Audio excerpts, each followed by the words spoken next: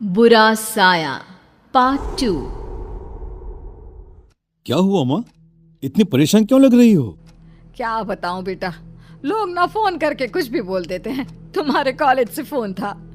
हाँ तो क्या कहा उन्होंने? मैं तो छुट्टी की एप्लीकेशन देकर आया हूँ। माँ क्या कह रहे थे वो? नहीं बेटा, जाने दो ना, ऐसी ऐसी बातें करते हैं कि मन खराब हो जाता है। मेरा लाडला बेटा इतने दिन बाद लौट कर आया, इन लोगों ने सारा मूड खराब कर दिया। रुक, मैं तेरे लिए खीर बनाती हूँ। सुशीला जी जैसे ही पलटकर किचन की तरफ जाने लगती है, अचानक से अमन का चेहरा बहुत डरावना और खतरनाक हो जाता है और उसकी शक्ल हूबहू निमिषा जैसी हो जाती है।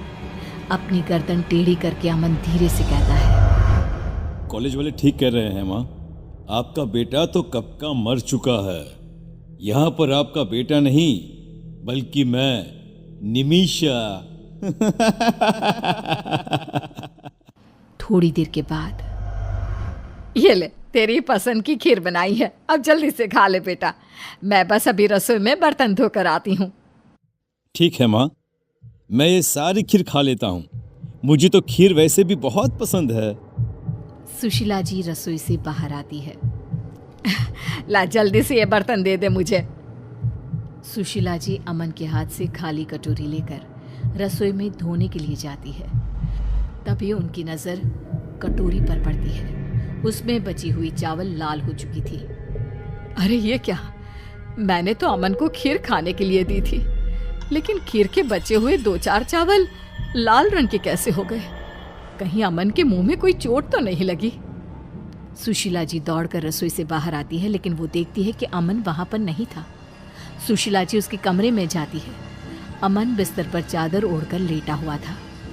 लगता है बहुत थक गया है, नींद आ गई है। ऐसे अभी डिस्टर्ब करना ठीक नहीं, बाद में पूछ लूंगी। लेकिन फिर भी चावल ऐसे लाल कैसे हो गए? मेरी तो कुछ समझ में नहीं आ रहा।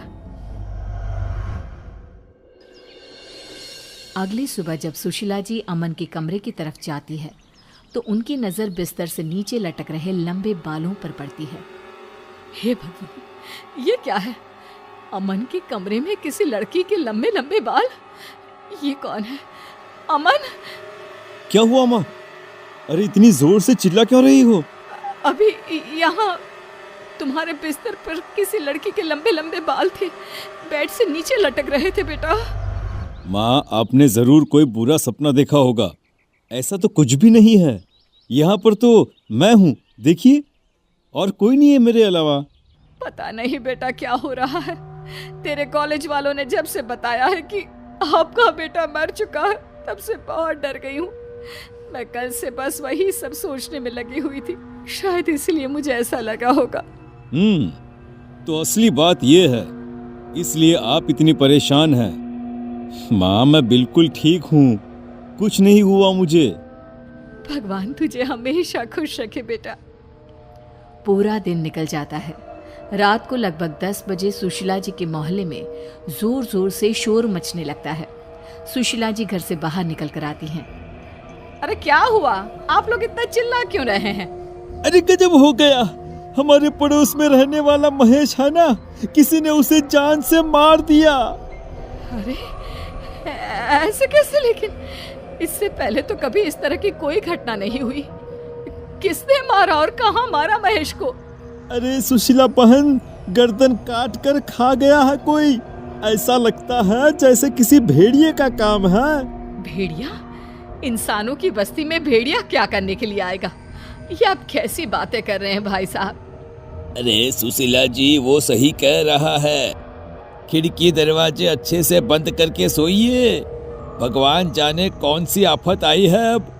जानती है, महेश के शरीर का सारा खून पी लिया था उस भेड़िए ने। सूखा कंकाल पड़ा मिला है।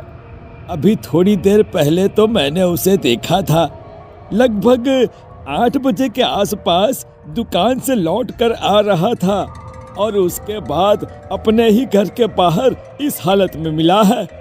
भगवान भला करे, ऐसा कौन हत्यारा आ गया हमारे मोहल्ले में? अच्छे से दरवाजा बंद करके सो जाती हूँ। माँ, आपको डरने की कोई जरूरत नहीं है, मैं हूं ना आपके पास। अच्छा ठीक है बेटा, तू अपने कमरे में जाकर सो जा, मैं भी जाकर सो जाती हूँ। सुशीला जी डर के मारे अपने कमरे में जाकर चुपचाप सो जाती है। अगली सुबह जल्दी उठती है और घर के काम करने लगती है। अमन अभी तक अपने कमरे में सोया हुआ था। सुशीला जी कपड़े धोने लगती है और तभी अचानक उनकी नजर अमन की शर्ट पर लगे खून के धब्बों पर पड़ती है। ये आजकल क्या हो रहा है? कहीं अमन को कोई बीमारी तो नहीं हो गई?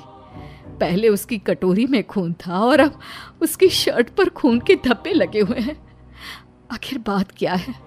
जाकर देखती हूँ। सुशीला जी चुपचाप अमन के कमरे की तरफ गई। उन्होंने देखा कि बेड पर कोई लड़की थी जिसके लंबे लंबे बाल लहरा रहे थे। उसका चेहरा दूसरी तरफ था। ये देखकर सुशीला जी बुरी तरह से डर जाती हैं। कौन हो तुम? कौन हो? और यहाँ मेरे बेटे के कमरे में क्या कर रही हो? तभी अचानक से वो लड़की पलट कर देखती है। वो लड़की और कोई नहीं बल्कि निमिषा थी, लेकिन आवाज अमन जैसी थी। निमिषा अमन की आवाज में बात करती है। क्या हुआ माँ? आप इतनी हैरान क्यों हैं? आप चाहती थी ना मैं लंदन से वापस आ जाऊं, तो मैं आ गया, लेकिन मरने के बाद। पागल हो गए हो तुम? और तुम कौन हो? तुम्हारा चेहरा मेरे बेटे से मिलता है। कहाँ है मेरा अमन? माँ, मैं अमन ही तो हूँ, बस मेरा शरीर निमिषा का हो गया है। ये निमिषा मुझे लंदन में मिली थी और जानती हैं, वो मर चुकी थी। बस मेरी आत्मा ने निमिषा का शरीर ले लिया, तो अब से आपके पास निमिषा और अमन दोनों रहेंगे माँ। और इतना कहकर निमिषा जोर जोर से हंसने लगती है। ये देखकर सुशीला जी वहां से भागने की कोशिश करती है, लेकिन निमिषा अपने लंबे बालों से एक रस्सी बनाकर सुशीला जी को पकड़कर खींच लेती है। माँ, आपको डरने की कोई जरूरत नहीं है।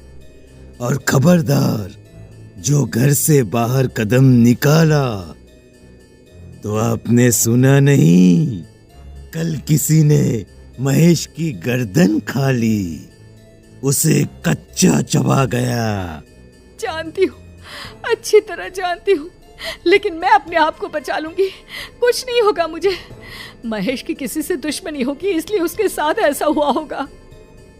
नहीं माँ, किसी के साथ दुश्मनी नहीं थी, बस मुझे बहुत प्यास लगी थी और मुझे किसी का खून पीना था, इसीलिए ये काम मैंने ही किया है।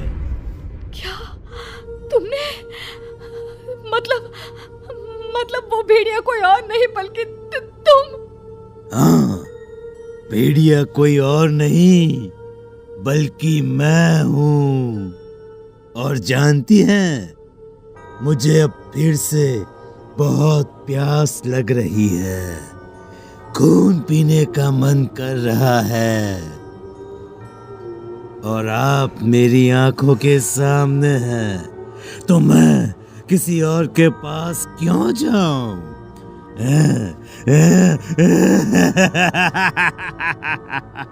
इसके बाद निमिषा एक झटके से सुशीला जी की गर्दन काट देती है और उनका खून पी जाती है।